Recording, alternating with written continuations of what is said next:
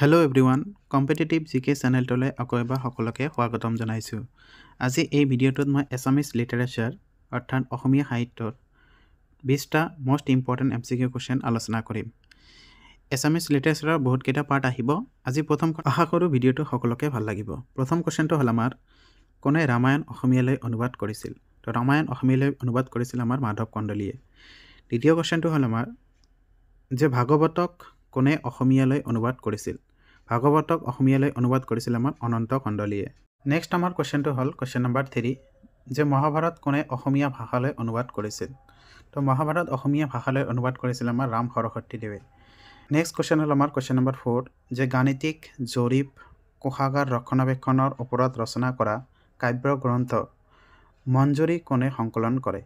তো এইটো আমাৰ কোনে বকুল কায়স্থই এইটো সংকলন কৰিছিল। নেক্সট আমাৰ কুৱেশ্যনটো হ'ল কুৱেশ্যন নম্বৰ 5 যে শংকৰদেৱ টোলত বা বিদ্যালয়ত থকা সময়তে লিখা তেওঁৰ প্ৰথম গ্ৰন্থখনৰ নাম কি আছিল? এইখনৰ নাম আছিল আমাৰ হৰিশ্চন্দ্ৰ উপাখ্যান। নেক্সট আমাৰ কুৱেশ্যনটো হ'ল কুৱেশ্যন নম্বৰ 6 যে 1488 চনত কোনে বদ্ৰিকাশ্ৰমত ব্ৰজাৱলী ভাষাত বৰগীত মন মেৰি ৰাম চৰণেহি লাগু ৰচনা কৰে? তো এইটো আমাৰ ৰচনা কৰিছিল আমাৰ কি শংকৰদেৱে। ঠিক আছে, তো শংকৰদেৱে ৰচনা কৰা আৰু দুখন গ্ৰন্থ হ'ল আমাৰ কি ভক্তি প্ৰদীপ আৰু ৰুক্মিণী হৰণ। নেক্সট আমাৰ কুৱেশ্যন হ'ল কুৱেশ্যন নম্বৰ 7 যে চিহ্নযাত্ৰা নামৰ নৃত্য নাটকখন কোনে নিৰ্মাণ কৰিছিল? তো চিহ্নযাত্ৰা নামৰ নৃত্য নাটকখন আমাৰ শংকৰদেৱে নিৰ্মাণ কৰিছিল। নেক্সট আমাৰ কুৱেশ্যনটো হ'ল কুৱেশ্যন নম্বৰ 8 যে তলত দিয়া কোনখন অংকীয়া নাট শংকৰদেৱে ৰচনা কৰা নহয়? অপশ্যন এ দিছে আমাক কালিদমন, অপশ্যন বি দিছে আমাক কেলিগোপাল, অপশ্যন চি দিছে ৰুক্মিণী হৰণ আৰু অপশ্যন ডি দিছে আমাক কি পিম্পৰা গুচোৱা। তো ওপৰৰ তিনিওখন কালিদমন, কেলিগোপাল আৰু ৰুক্মিণী হৰণ তিনিওখন আমাৰ শংকৰদেৱে ৰচনা কৰা হয়, কিন্তু পিম্পৰা গুচোৱাখন আমাৰ শংকৰদেৱে ৰচনা কৰা নহয়। এইখন কোনে আমাৰ মাধৱদেৱে ৰচনা কৰিছিল। ঠিক আছে, শংকৰদেৱে ৰচনা কৰা আৰু কেইখনমান নাট হ'ল আমাৰ কি পাৰিজাত হৰণ, ৰাম বিজয়, এইবোৰো আমাৰ কি শংকৰদেৱে ৰচনা কৰা হয়।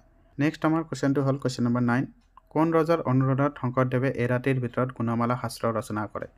তো কোচ ৰজা নৰনাৰায়ণৰ অনুৰোধত শংকৰদেৱে এৰাতিৰ ভিতৰতে গুণমালা শাস্ত্ৰখন ৰচনা কৰে। নেক্সট আমাৰ কুৱেশ্যন হ'ল কুৱেশ্যন নম্বৰ 10 যে কিমান চনত কোচ ৰজা নৰনাৰায়ণৰ অনুৰোধত শংকৰদেৱে এৰাতিৰ ভিতৰত গুণমালা শাস্ত্ৰ ৰচনা কৰে? এইটো হ'ল আমাৰ 1552 চনত। নেক্সট আমাৰ কুৱেশ্যনটো হ'ল যে গুণমালা শাস্ত্ৰখন কোনে প্ৰথমবাৰৰ বাবে ইংৰাজীলৈ অনুবাদ কৰিছিল? তো এইটো আমাৰ কি বেণুধৰ ৰাজখোৱাই গুণমালা শাস্ত্ৰখন প্ৰথমবাৰৰ বাবে ইংৰাজীলৈ অনুবাদ কৰিছিল। নেক্সট আমাৰ কুৱেশ্যন হ'ল কুৱেশ্যন নম্বৰ 12 যে গুণমালা শাস্ত্ৰখন কোনে প্ৰথমবাৰৰ বাবে হিন্দীলৈ অনুবাদ কৰিছে? তো গুণমালা শাস্ত্ৰখন আমাৰ কি দেৱীপ্ৰসাদ বাগ্ৰদিয়াই হিন্দীলৈ অনুবাদ কৰিছিল। নেক্সট আমাৰ কুৱেশ্যন হ'ল কীৰ্তন ঘোষা গ্ৰন্থখনত কিমানটা খণ্ড আছে? কীৰ্তন ঘোষা গ্ৰন্থখনত আমাৰ 26টা খণ্ড আছে। নেক্সট আমাৰ কুৱেশ্যন হ'ল কুৱেশ্যন নম্বৰ 14 যে মাধৱদেৱে ৰচিত কোনখন গ্ৰন্থক হাজাৰী ঘোষা নামেৰেও জনা যায়? মাধৱদেৱে ৰচিত নামঘোষা গ্ৰন্থখনক হাজাৰী ঘোষা নামেও জনা যায়।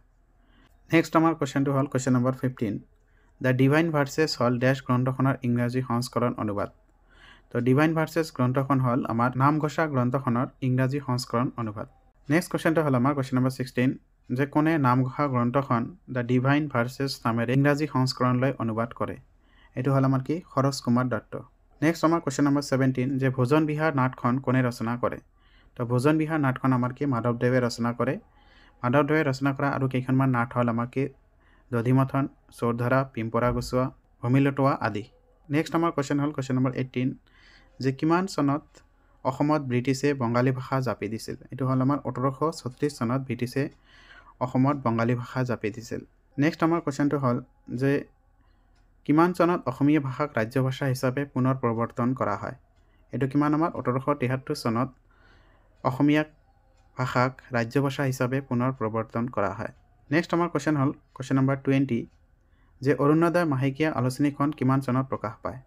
তো অৰুণোদয় মাহেকীয়া আলোচনীখন আমাৰ 1846 চনৰ জানুৱাৰী মাহত প্ৰকাশ পায়। আশা কৰোঁ ভিডিঅ'টো তোমালোকক সকলোকে ভাল লাগিব। যদি তোমালোকক ভিডিঅ'টো ভাল লাগে তেন্তে চেনেলটো ছাবস্ক্ৰাইব কৰিবা আৰু ভিডিঅ'টো তোমাৰ লগৰক শ্বেয়াৰ কৰিবা। থেংক ইউ সকলোকে।